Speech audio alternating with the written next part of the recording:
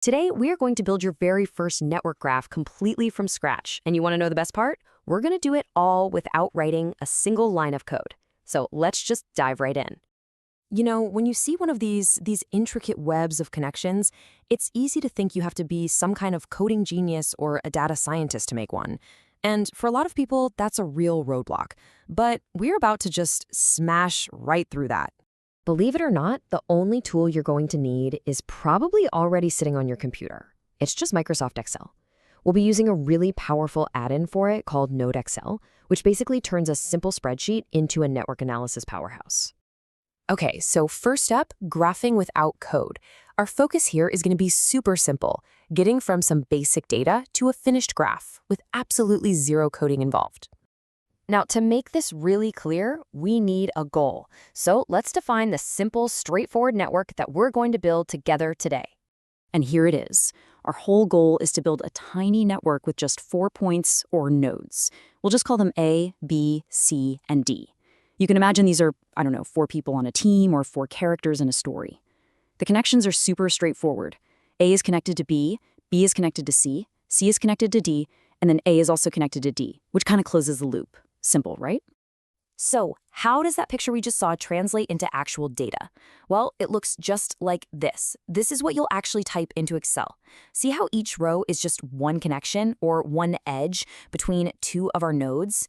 This table, this edges sheet, is the exact language that NodeXL understands. It's that simple. All right, now for the really fun part.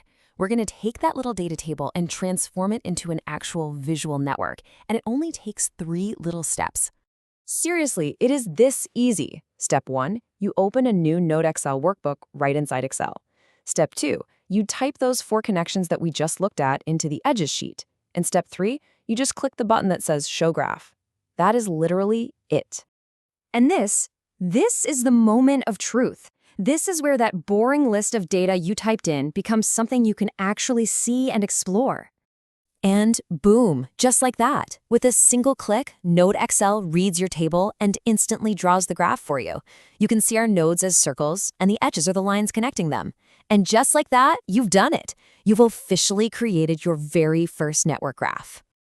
But hold on, generating the graph is really just the first step.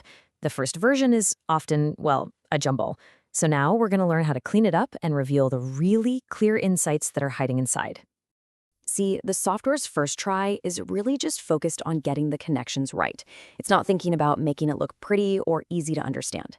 That means your nodes can end up overlapping or arranged in a way that actually hides the patterns in the data.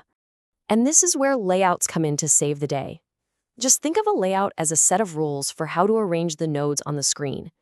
NodeXL gives you a bunch of options, like arranging them in a perfect circle, putting them in a neat grid, or using a more organic layout that tries its best to keep the lines from crossing. And wow, this really shows you the difference a good layout can make. On the left, you've got that initial mess. But on the right, just by applying a different layout, the whole structure of the network becomes immediately obvious. It goes from confusing to crystal clear in an instant. Okay, before we go any further, let's learn one key term, degree. It sounds technical, but it's incredibly simple.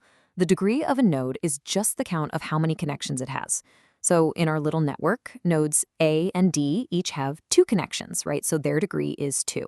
It's one of the fastest ways to figure out how important a node is.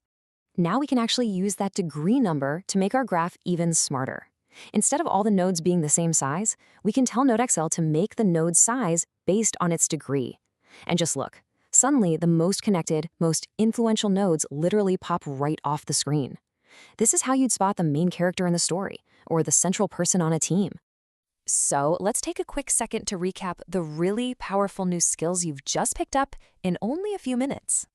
You now know how to take relationship data and structure it properly. You know how to generate a graph from it instantly.